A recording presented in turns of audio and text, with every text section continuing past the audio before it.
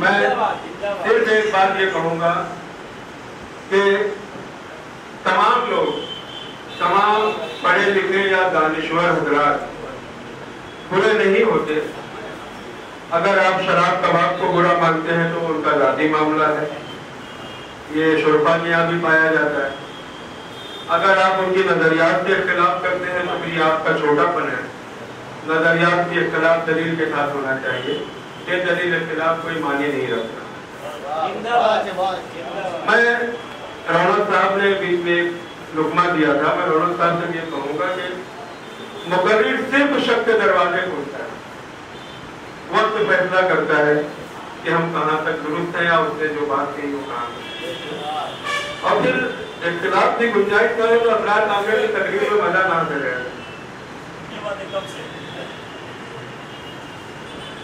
असरार भाई अपनी बेबाकी और दिलराना गुफ्तगू के लिए शहर भर में न सिर्फ मशहूर है बल्कि रुसवा भी है। इससे पहले कि मैं अगले मुकर्रिर को आवाज दूं, मुझसे भी कहा गया है कि इफ्तिताह के बाद वसीम अनवर साहब के ताल्लुक से दो चार जुमले पेश करूं। यह न सिर्फ शरीफ साहब की गुजारिश है बल्कि असरार कामरेड साहब का भी हुक्म है और फिर पानी में रहना है।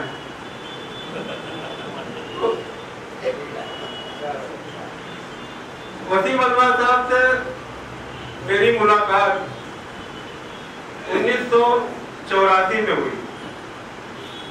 84 इसलिए याद है कि भिवंडी शहर में जो फसाद बर्पा हुआ, उसके बाद फौरन बाद महीने डेढ़ महीने के बाद जब हालात मामूल पर आए तो एक कमेटी ने मंगल बाजार स्लिप जो आधा बना हुआ था और उस तरफ जो कनेरी की तरफ जाता है वो स्लिप नहीं बना था, वहाँ नाला था। कोटाला मस्जिद के सामने एक मुशायरा अमन कायम करने के लिए, शहर में अमन व अमान के लिए एक मुशायरा रखा गया जिसकी निजामत कुमार अमल लेनी साहब फरमा रहे थे। अब्दुल सलाम अजहर साहब पहली बार उस मुशायरे में आए थे और वो उनके आने की वजह भी ये थी कि उनको कैंसर था, वो जेजे से काटा से अपना इलाज करा रहे थे। वापसी में भिवंडी उनको रुकना था, मुशायरे में आ गए और वो अब्दुल सलाम अजहर साहब का आखिरी मुशायरा था। कुछ दिनों के बाद उनका इंतकाल हुआ। अनवर साहब उस मुशायरे में शायर की हैसियत से मौजूद थे। अपनी गजल उन्होंने सुनाई, आईना बेकसी का बनाया गया मुझे, नजरों से हर किसी की गिराया गया मुझे। ये मतलब मुझे बहुत अच्छा लगा।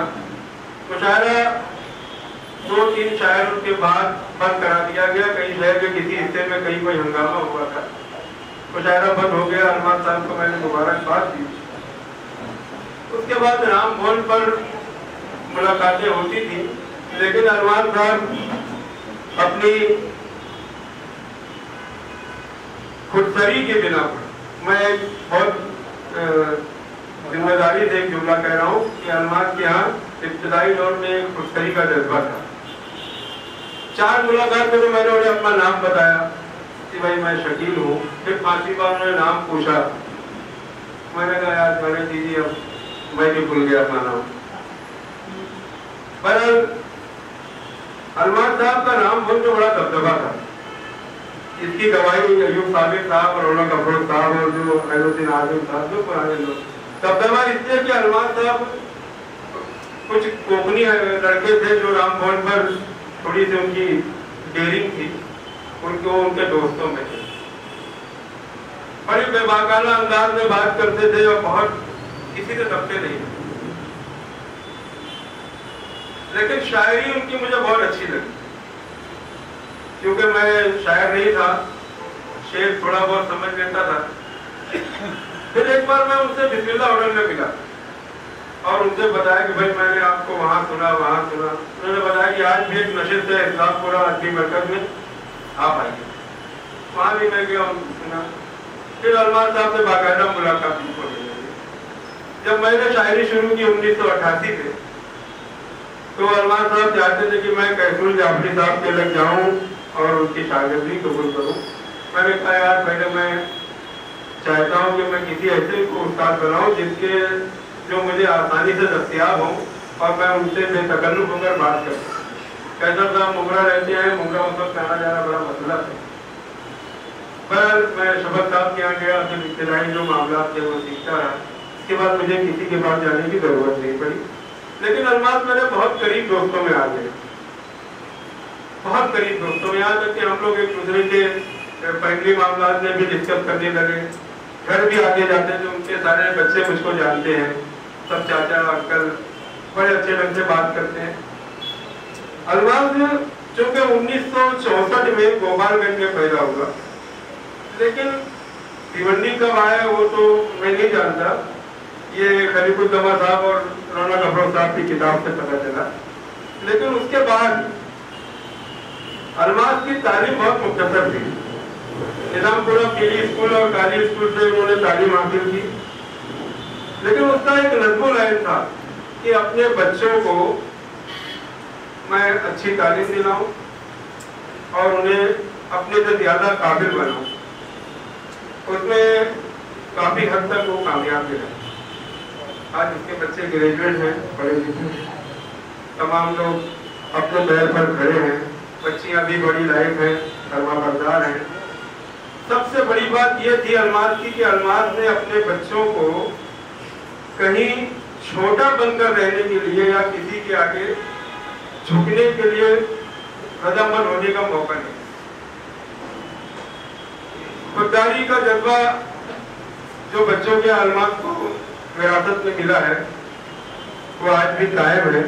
हम लोग कभी कभार खैरियत के लिए फोन करते हैं तो बच्चे कहते हैं चाचा सब ठीक है, अल्लाह का करम है, दुआ की।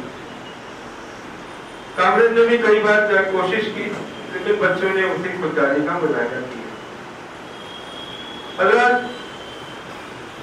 अलमास की आखिरी अय्याम जो थे, आखिरी दिनों में वाकई वो बहुत परेशान था, माशी तौर पर भी और जिस्मानी तौर पर भी बहुत लागर हो चुका था। लेकिन वो तमतराक और वो सरी जो शुरू में उसके आज ही वो बरकरार रही।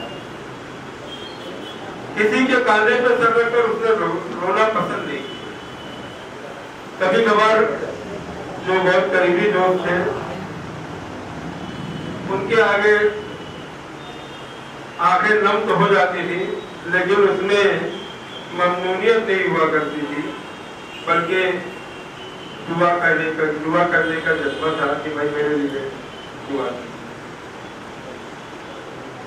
फिर एक दिन काबिनेट को फोन आया कि अलमास की हालत बहुत खराब है और उसका मुस्तकिल तौर पर इलाज होता रहा। उसे इंदिरा गांधी हॉस्पिटल ले गए IGM में। बहुत ज्यादा बारिश हो रही थी, बड़ी शिद्दत की बारिश। मैं फौरन वहाँ दवाखाने में पहुंचा। उसके बच्चे थे, ग्लूकोज चढ़ रहा था। अलमास उठ के बैठ गया, कहने लगा शकील बैठो। मैंने कहा तुम आराम करो।